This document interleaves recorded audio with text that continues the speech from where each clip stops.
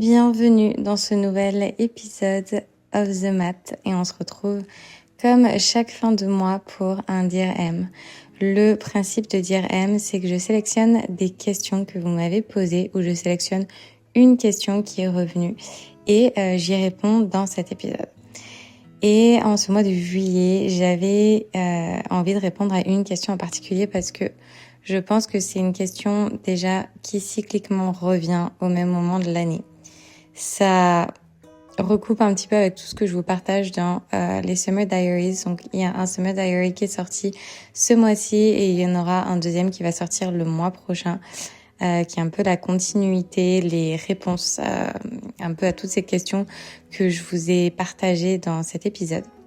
Et cette question / plutôt affirmation, partage qui est beaucoup revenue, c'est je me sens perdue et je sais pas où j'en suis et je sais pas où je vais. Et c'est quelque chose qui a beaucoup résonné en moi parce que, alors, c'est à la fois quelque chose que je traverse et à la fois quelque chose que je ne traverse pas. Je vais vous expliquer.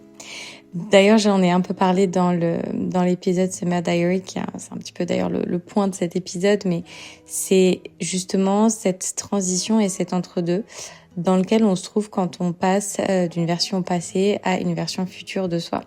L'épisode Summer Diary que j'ai posté donc la semaine dernière, c'est un épisode dans lequel je vous parle justement du deuil, le deuil de la version que l'on a été pour finalement accueillir la version qu'on va être. Donc le mois prochain, dans Summer Diary, je vous parlerai justement de cette version vers laquelle je tends, ou en tout cas je pense tendre. Mais là, cet épisode, c'est justement cet épisode entre deux. C'est un épisode dans lequel je vous parle de l'entre-deux et dans lequel j'avais envie de vous guider un petit peu dans ces réflexions et peut-être dans ces pensées que vous avez et cette sensation d'être perdu. Il y a deux choses qui ont changé pour moi entre cette année et les années qui précèdent. Et ça fait vraiment la différence dans ma manière d'accueillir cet entre-deux, d'accueillir cette transition. Pour celles qui me suivent depuis quelques temps, je pense que vous avez perçu, parce que je pense que je l'ai beaucoup partagé chaque année, mais chaque été, je reviens en France et c'est souvent, et d'aussi longtemps que je peux me rappeler, c'est souvent par choix et par non-choix. C'est-à-dire que je choisis de revenir en France parce que je sens que j'ai besoin de m'ancrer, je sens que j'ai besoin d'un environnement qui est familier, qui me nécessite pas trop d'efforts. Quand on voyage, même si c'est une destination qu'on connaît bien, c'est pas la même manière de s'acclimater à l'environnement. Dès qu'on est français, qu'on arrive en France, il y a énormément de facilité et puis il y a un peu cette sensation de revenir aux sources, de retrouver sa famille, de retrouver ses habitudes, de retrouver même les aliments qu'on a l'habitude de manger. Bref, vraiment toutes ces choses qui ont constitué notre vie depuis l'instant zéro. Donc c'est à la fois un choix et à la fois une grande difficulté parce qu'à chaque fois que je revenais en France, j'avais cette sensation de revenir un petit peu à la case départ.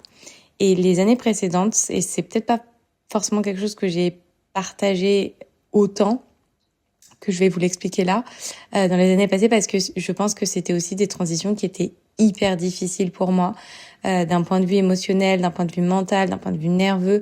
J'ai énormément lutté les années précédentes à ce moment-là, un peu charnière, qui est en fait qui est vraiment une phase de transition. Et donc, comme je disais, il y a une chose qui a changé cette année, et ça, c'est une chose qui est vraiment majeure, c'est que les années précédentes, j'étais dans une pensée un peu limitante, que tout ce que j'avais fait, tout ce que j'avais choisi, toutes les directions que j'avais prises, toutes les actions que j'avais entreprises dans les années précédentes, étaient des erreurs. Donc j'avais vraiment cette croyance que si à l'instant T, donc dans cette phase de transition dans laquelle je me trouvais, où finalement je me sentais complètement perdue, j'avais l'impression d'être en échec, j'avais l'impression de plus être dans une vie qui me correspond, ça voulait dire que tout ce que j'avais fait au passé, ça avait été une erreur. Donc je revenais finalement à une forme de case départ, et comme si tout ce que j'avais fait, tout ce que j'avais vécu n'avait un peu servi à rien et comme si j'avais perdu mon temps. Donc quand j'évoluais avec ces pensées-là, tout simplement j'ai vécu ces phases de transition extrêmement mal parce qu'en fait je n'étais pas dans l'acceptation, je n'étais pas dans la compassion, je n'étais pas dans la compréhension non plus, que j'étais en train de me métamorphoser, que j'étais en train de me transformer vers cette version future que j'ai travaillé à créer. Donc j'étais dans la lutte, et par lutte j'entends je pleurais beaucoup. Vraiment j'avais la sensation que j'étais inutile, j'avais vraiment la sensation que j'étais dans une phase d'échec. Alors qu'en réalité, et j'en avais pas conscience, j'étais dans une phase de transition qui finalement est certes la plus inconfortable et la plus douloureuse, mais qui est aussi la plus belle et finalement un peu la consécration de tout ce travail qu'on a effectué sur soi. Et une autre chose qui a changé versus cette année-là, donc l'année dans laquelle je me trouve aujourd'hui, c'est que les années passées, j'étais à 100% dans le faire. J'étais à 100% dans mon masculin. J'étais à 100% dans cette pensée limitante que pour exister, il fallait être dans le faire. Je ne me suis à aucun moment autorisée à être dans l'entre-deux. J'avais la sensation que quand je ne faisais pas, quand les choses n'allaient pas vite, parce que c'est un petit peu ce qui se passe pendant la saison estivale, tout ralentit en fait et on n'a pas le choix, on se retrouve vraiment impuissant. Même, si toi qui m'écoutes, tu es comme moi, tu es de nature très énergétiquement très masculine, tu as besoin de faire, tu as besoin d'être dans le faire pour te sentir utile, pour te sentir valorisée, valorisante, enfin bref, tout ce que tu veux. T'as la sensation que si t'es pas en train de faire quelque chose qui a un but, si t'as la sensation que quand tu n'es pas productif, tu ne sers à rien et ça te déprime, ça veut dire que tu es dans ton énergie masculine. Et ça veut potentiellement aussi dire que tu as beaucoup de mal avec la saison de l'été. Et moi, cette lutte, cette sensation de d'échouer pendant l'été parce que je ne fais pas, c'est quelque chose qui m'a fait remettre en question de nombreuses années d'affilée ma vie et mon métier en particulier. Parce qu'il faut se le dire, et ça je le dis en toute transparence, après je ne sais pas pour les autres métiers, je sais pas, peut-être vous pouvez me le partager en commentaire, mais c'est le métier que je fais et la manière dont je le fais, mais même je pense que pour les profs de yoga, les profs de sport, la saison de l'été, enfin voilà, tout le monde ralentit, tout le monde part en vacances, donc il se passe rien et on ne peut pas lutter contre ça. Et moi, je sais que quand j'étais dans cette lutte, en fait, finalement, je m'épuisais parce que je courais après essayer de faire plus, essayer de faire mieux, essayer d'être plus vue, mais finalement, en fait, les gens sont pas là en fait. Les gens n'ont pas non plus envie d'aller à la salle de sport.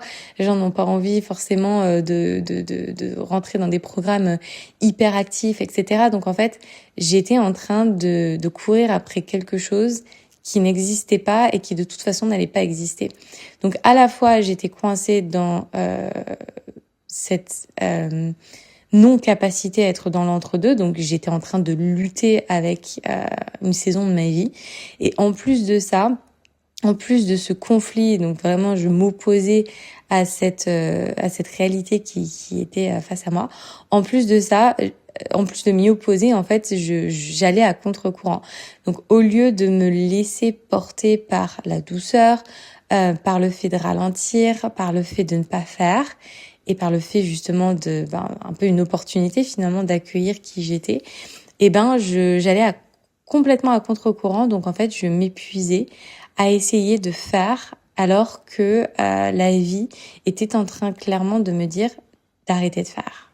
Et ça, c'est quelque chose que j'ai vraiment compris cette année parce que c'est absolument pas quelque chose que j'ai vu et compris les dernières années. Je l'ai compris cette année parce que, j'aime pas à chaque fois dire ça, mais je le dis à chaque fois, je peux pas m'en empêcher. J'ai 35 ans, j'arrive sur mon année, je vais avoir mes 36 ans. Et je pense que il y a une forme de maturité qui se construit, il y a quelque chose qui se débloque. Il y a des déclics qui se font parce que, alors souvent je parle au bout d'un moment, on se fatigue. On se fatigue, justement à être dans cette lutte perpétuelle. On se fatigue mentalement, on se fatigue nerveusement, on se fatigue émotionnellement parce que moi je me revois en fait, ces étés précédents où même je pense que ma famille, mes parents étaient complètement impuissants par rapport à toutes ces remises en question. D'ailleurs, j'ai jamais arrêté mon métier, j'ai jamais changé. Enfin, en fait, absolument rien de ce qui me traversait l'esprit n'a pris forme, puisque une fois que cette phase de transition / d'été était terminée, je reprenais mon rythme et finalement, tout continuait de rouler. Alors, certes, les choses changent. Les choses évoluent et ça, pareil, j'en ai parlé dans des épisodes précédents où je vous parle justement de manière un petit peu plus concrète du marché du yoga, du marché du en ligne, etc. Mais là, je vous parle vraiment du côté plus personnel et individuel et ce qui peut se passer à l'intérieur de nous justement quand on écoute ces saisons de vie. Et donc là, j'arrive vraiment à mes 35 ans et j'ai vécu ces années passées et je porte un regard aussi beaucoup plus doux et beaucoup plus conscient aussi de ce qui s'est passé ces années précédentes. Et cette année, en fait, je prends conscience que je me suis tellement épuisée que je me sens même plus capable, en fait, de continuer à m'épuiser. Parce qu'en plus de ça, j'ai tellement de recul, j'ai pris tellement de distance avec la version passée de moi-même que j'arrive véritablement à voir la personne que j'étais et la personne que je suis et la personne que je veux devenir. Et donc cette année, je pense qu'il y a énormément de sagesse, il y a beaucoup de compréhension qui se sont faites et qui me permettent d'accueillir pour la première fois cette saison d'été avec douceur et je pense avec maturité parce que, et ça je vous en parlerai beaucoup plus dans l'épisode Summer Diary qui sortira en août sur cette personne, cette femme que je suis en train de façonner, que je suis en train d'écrire, que je suis en train de construire, de dessiner, bref, comme vous voulez le décrire, mais j'ai pas encore les réponses définitives et c'est aussi pour ça que je garde ce sujet pour le mois d'août parce que je sens qu'il y a encore des choses qui sont en transformation, qui seront en création et je sais que au moment où je vous enregistrerai cet épisode, les réponses seront beaucoup plus claires et j'ai envie d'être vraiment dans cet état de clarté quand je vous enregistrerai cet épisode. Mais pour le moment, en tout cas, ce que je peux vous dire, et c'est un petit peu ce que j'avais envie de vous partager ici, c'est vous partager cette recette, cette clé qui me permet aujourd'hui de trouver beaucoup de paix avec ce que auparavant j'appelais le fait d'être perdu. Donc si toi tu m'écoutes, si tu as la sensation d'être perdu, si tu as la sensation d'être en fait dans le jugement même de la personne que tu étais, si tu es même dans le jugement avec la personne que tu es à l'instant présent, alors j'aimerais te donner un conseil, j'aimerais te donner des outils pour t'aider à traverser cette phase de transition parce que crois-moi, tu n'es pas perdu, tu es simplement en train de te transformer et ça veut dire que tout ce que tu as fait ces années précédentes, ces mois précédents, porte ses fruits aujourd'hui et que ton rôle aujourd'hui, maintenant, donc avant c'était vraiment d'être dans ce masculin et d'être dans ce travail, dans ce développement personnel vers la création de la personne que tu as envie d'être. Aujourd'hui, cet instant là, vraiment ce moment de l'été, c'est une saison avec laquelle il faut que tu trouves de la douceur et tu trouves de la patience. Donc si toi aussi tu te sens perdu, le plus beau et le plus grand conseil que je peux te donner, c'est juste d'arrêter de faire. C'est d'arrêter d'être dans le faire, d'arrêter d'être constamment dans ce besoin d'être productive. Tu as un projet, il attendra la rentrée. Tu as une envie, il attendra la rentrée. Tu as un voyage en tête, il attendra la rentrée. Tu as, je sais pas, en fait, une quantité de choses que tu as envie de faire. Tout ça, ça va attendre la rentrée. Parce que l'été, c'est absolument pas fait pour être justement dans le faire. Et je te le dis vraiment depuis mon cœur, parce que c'est quelque chose que j'ai compris cette année et quelque chose, peut-être qu'on m'aurait dit d'ailleurs les années précédentes, que je n'aurais à la fois pas écouté, mais surtout pas entendu, parce que je n'étais pas prête. Donc si en te disant ces mots-là, tu as la sensation qu'il y a une lutte en toi, si tu as la sensation que ça ne fait pas sens, c'est peut-être que tu n'es pas encore prête à accueillir le non-faire.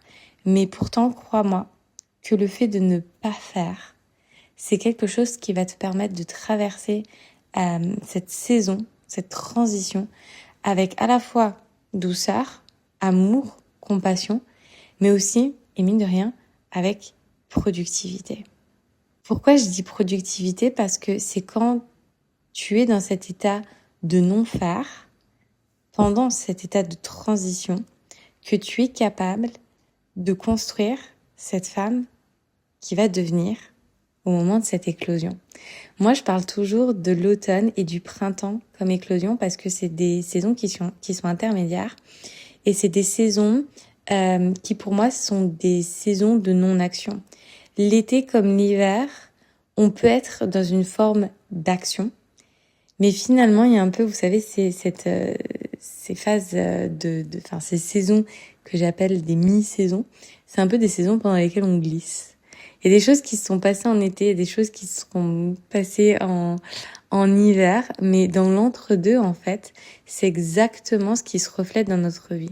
Quand on est dans un entre-deux, on n'est pas non plus dans de l'action. Et en fait, on vit tellement dans une société masculine que finalement, le fait de ne pas faire est vécu hyper mal. C'est hyper culpabilisant, voire honteux de ne pas être dans le faire. Moi, je vois vraiment l'été comme une saison féminine et je vois vraiment l'hiver comme une saison masculine et je vois l'entre-deux. Alors, on pourra l'appeler ça comme du féminin finalement parce qu'on est vraiment dans ce non-faire, mais vraiment dans le féminin, pour moi, dans la non-action, il y a une forme d'action et c'est complètement ok.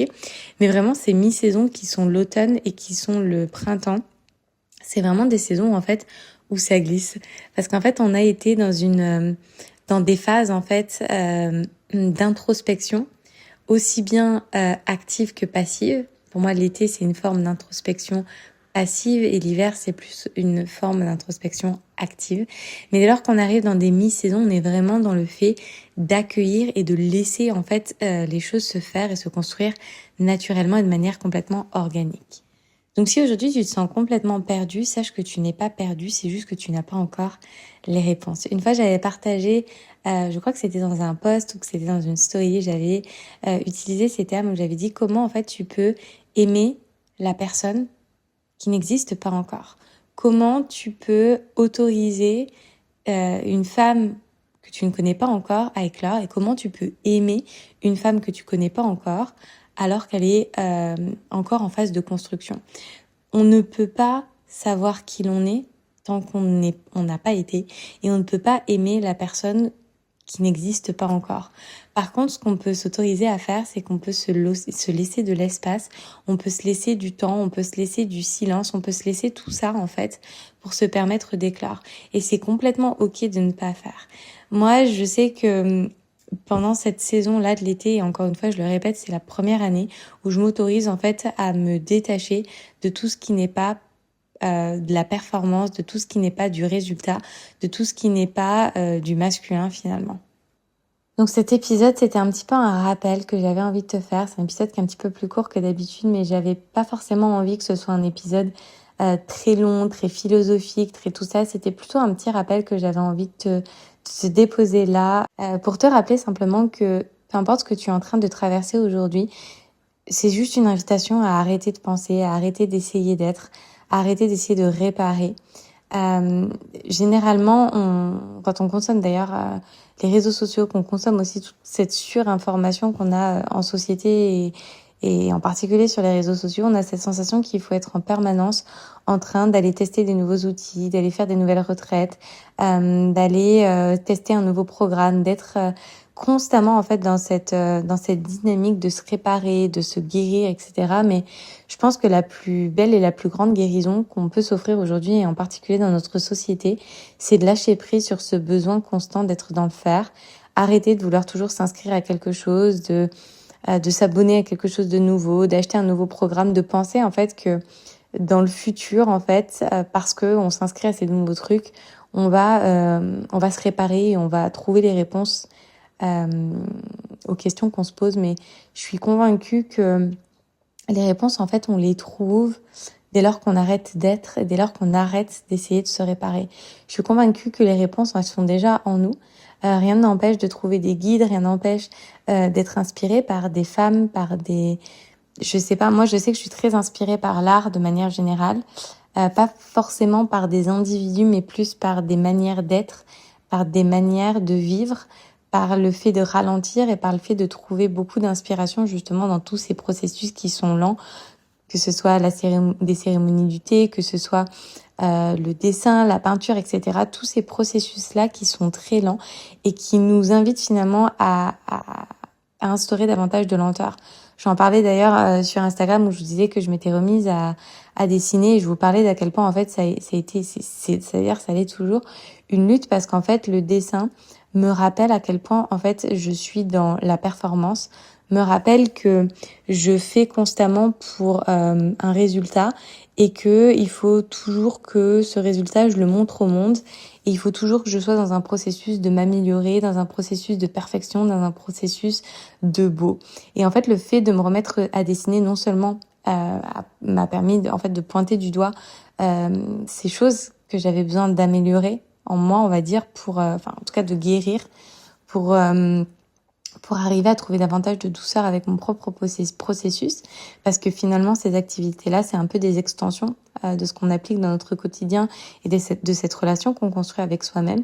Et c'est aussi quelque chose qui, je sais que si je continue de le faire, va me permettre d'apprendre et de cultiver la patience, trouver aussi de la douceur dans ce processus de ne pas faire et aller un petit peu en contre-courant de ce que la société nous inculque. Et je crois que c'est un petit peu à ça que je reviens et j'en parlerai, je pense, plus longuement dans cet épisode Summer Diary d'août. Mais c'est un petit peu revenir à l'essence de pourquoi j'ai commencé à enseigner le yoga, pourquoi je suis devenue photographe, pourquoi j'ai commencé en fait un petit peu à partager tout ce que je suis en train de partager sur Instagram et encore une fois j'ai envie d'en parler de manière plus concrète et plus pragmatique dans cet épisode d'août Summer Diary, mais je vous parlerai d'ailleurs vraiment de cette trajectoire que je prends, mais aujourd'hui je suis dans cette phase de transition dans laquelle je m'autorise à ne pas faire et dans laquelle je m'autorise à lâcher complètement prise, aussi bien sur le fait de contrôler la direction que je prends,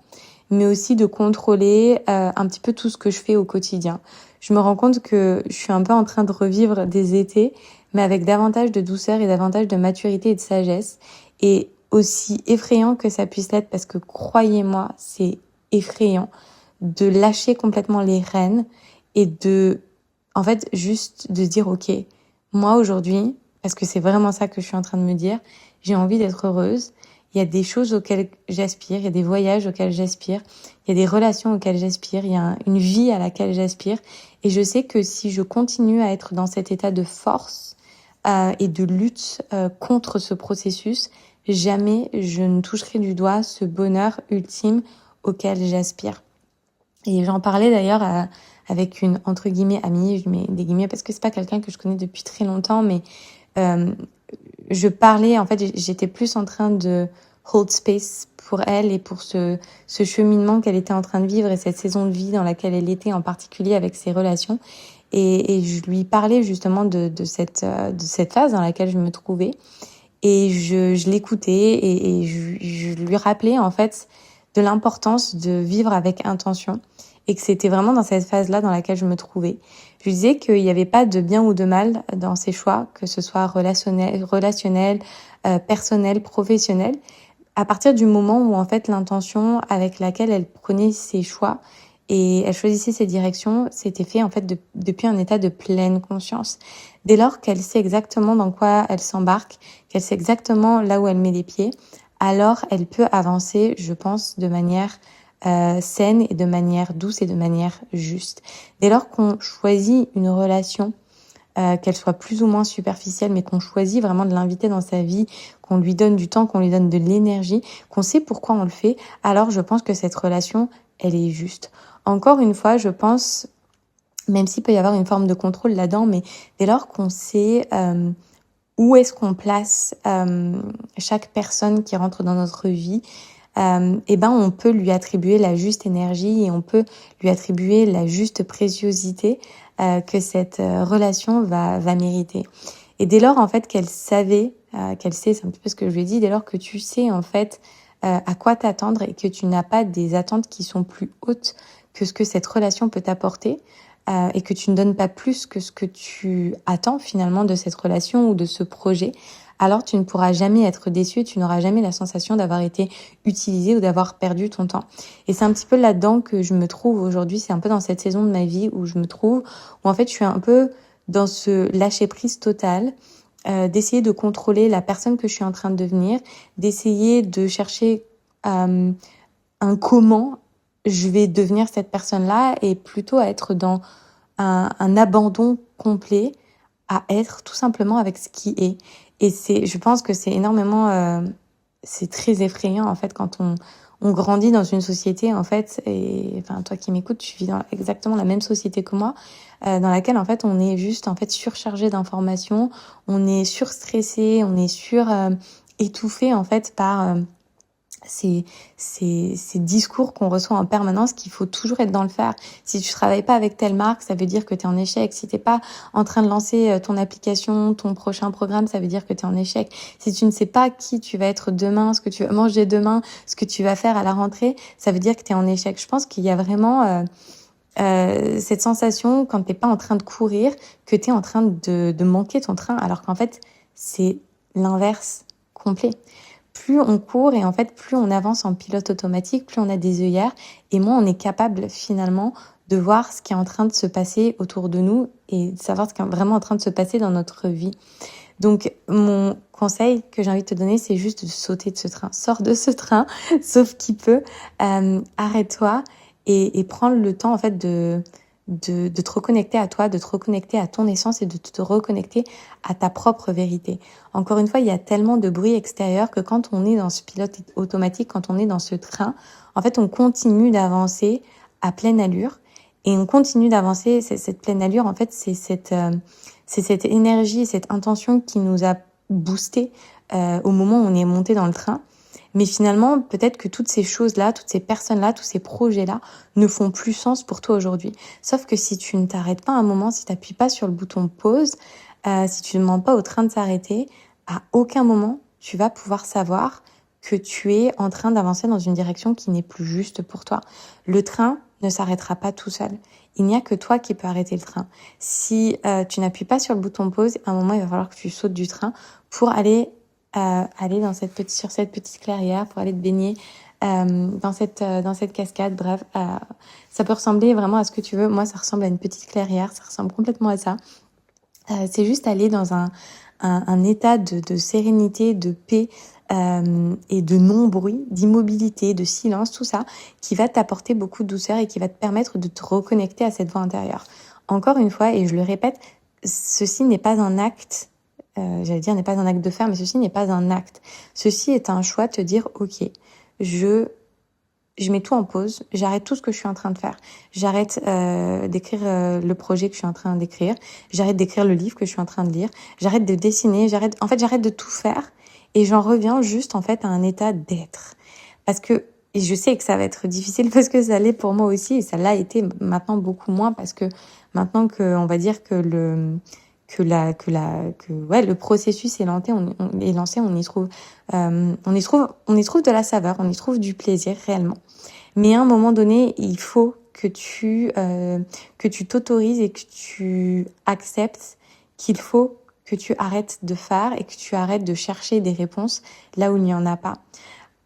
Dès lors que le silence va s'installer, dès lors que tu vas t'autoriser à savourer le fait de ne pas faire, de t'allonger, d'aller faire des courses, de cuisiner, de méditer, mais pas avec une quête de chercher des réponses. Vraiment de méditer juste avec cette quête de ne pas faire. Ranger, te coucher, t'allonger, dormir. Encore une fois, cuisiner. Moi, c'est vraiment ce que je suis en train de faire cet été. Je fais du rangement, je trie, je vends des choses dont je n'ai pas besoin. On va dire que je prépare un petit peu le terrain pour ma rentrée parce que je sais qu'à la rentrée, il y a plein de belles choses qui vont se faire. Mais pour le moment, j'ai pas envie de contrôler ces choses qui vont se faire parce qu'en réalité, j'ai 1 million d'opportunités, de possibilités qui sont déjà écrites sur mon agenda et honnêtement, quand je les lis, elles me créent des anxiétés parce qu'en fait, quand je me dis, OK, qu'est-ce que je vais choisir? Et ben en fait, à l'heure actuelle, je ne sais pas. Parce qu'il y a 1 million de possibilités, 1 million de directions, 1 million d'opportunités qui se présentent à moi.